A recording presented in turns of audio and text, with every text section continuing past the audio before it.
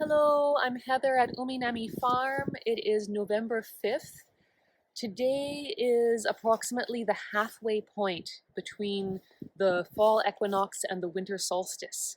So this is that time of year when we're going to start to notice the days being shorter, when there's going to be less sunlight, much slower growth for all the crops. Different cultures have different names for this particular point in the year. I tend to call it the dark quarter because from now until February 5th is the time of year when we'll most notice the days being really short and the daylight being less.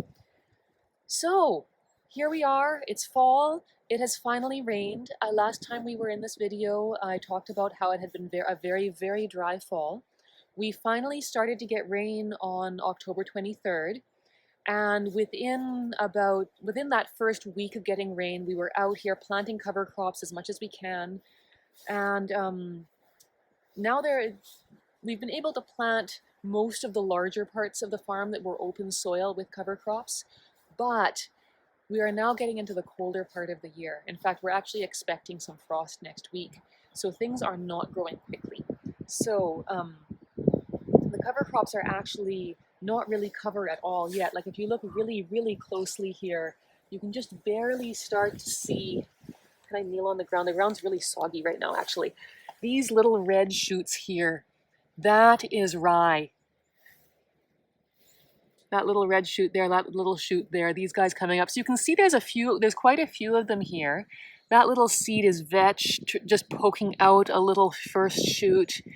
So the rye and vetch we planted are sprouting, but the thing is that they're not very big yet.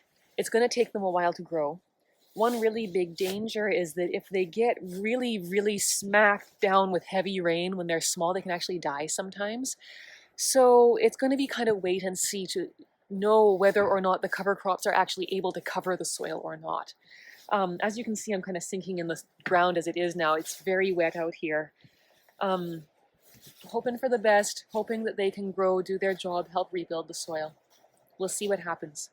But I'm glad simply to see them sprouting at all. I'm really glad to have them here. Now, it is daikon season. As I said, we've had some rains, so the daikon has gotten nice and juicy. They've gotten really big. You can see this row is actually one of our youngest rows of daikon. But you can see they've gotten nice, big, gorgeous, beautiful. Speaking of wet, you can see standing water right there.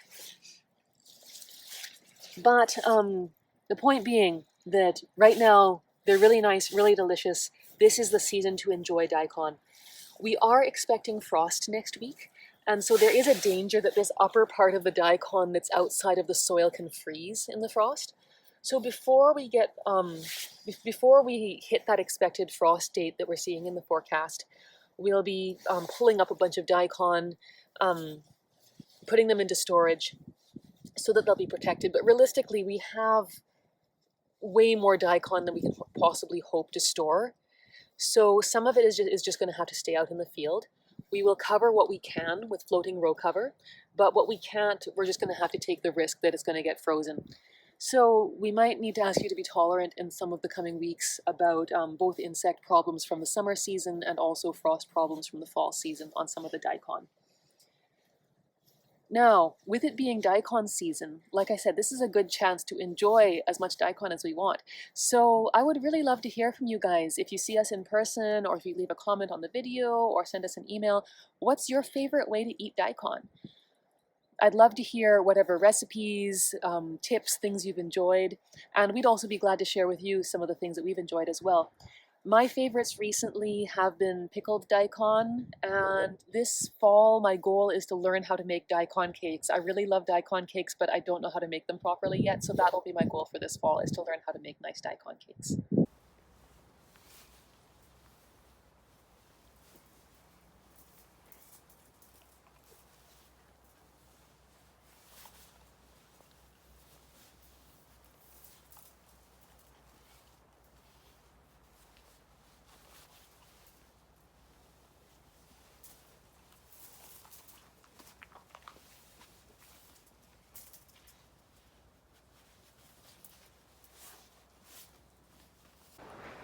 So we are expecting frost as of kind of like Monday, Tuesday morning in the coming week. So that's like 3 days, 4 days from now kind of a thing. And so we have a number of preparations that we need to do. One of the things that we'll be doing is going through our greens and turnips inside the greenhouse and putting on these hoops and then covering the crops with rime. The generic name is floating row cover. It's that white fabric that you've seen in some of our earlier videos. Now, when I put on these hoops, what I'm really trying to do is make sure that the hoop reaches above the top of the leaves and beyond the edge of where the leaves are, because where the leaves touch the floating row cover, they can still freeze. The first night it's usually fine, but by the second night, the rime has usually gotten kind of damp, and then anything that's touching the rime will tend to get frozen. So I'm trying to always make sure that there's some air space between the plants and between the leaves and the fabric. So this is one thing that we'll be doing, covering this row. This row I haven't done yet, but we'll do that too. This other row here we'll probably harvest before the frost. That should be fine. Now these ones you can see are all more or less harvestable size. What we do when we're choosing which greens and which turnips to cover is we judge basically by size. Anything that is about 10 centimeters or shorter, we judge to be capable of surviving on its own. Somehow for these types of crops, they're more frost tolerant in their smaller stage. Also, they have more time to grow, so they can, recover from, a few frosted leaves way more easily than these guys can, which we need to harvest more or less soon. And so all of these ones that are tall, like you see, we're going to cover, and then anything that's taller than those 10 centimeter young ones, those we're going to have to cover as well. So in total, we'll probably be covering about, 5 or 6 rows about this length with rime. The other things that we'll be doing for frost preparation, as I said earlier, some of the outdoor daikon will also get covered with rime. We will also be making sure to turn off the outdoor water lines, gather up any hoses that are left outside. Also, the squash that you saw in the previous video being cured inside the greenhouse, all that's going to have to come into the farmhouse for storage. And I think that's about it for this time. If we were expecting a deeper frost like -10, then we would have to double insulate our potato storage and all these kinds of things. But the forecast is saying -2, so probably we should be fine with just that level of frost preparation. But that's one thing that tends to make us busy in this time of year. We might think that the season is slowing down, but actually as soon as we have a frost forecast, we need to scramble to make sure that our crops are all protected.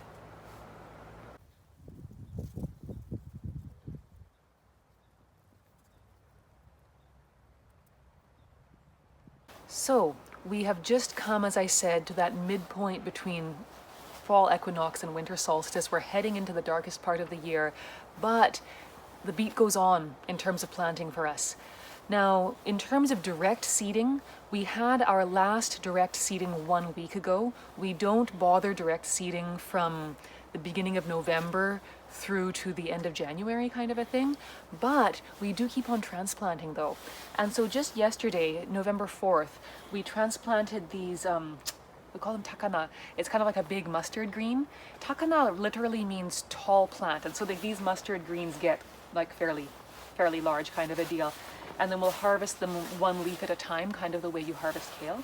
So these guys are shinshu takana, and they should be ready kind of early in the new year sometime, we hope. They're still pretty tiny right now, but like I was saying, these tiny ones are actually pretty frost tolerant.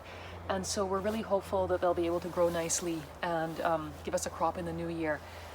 The exact timing of when we plant these really varies from year to year. I've actually had years when I transplanted these guys on the day of the winter solstice, and they still grew nicely.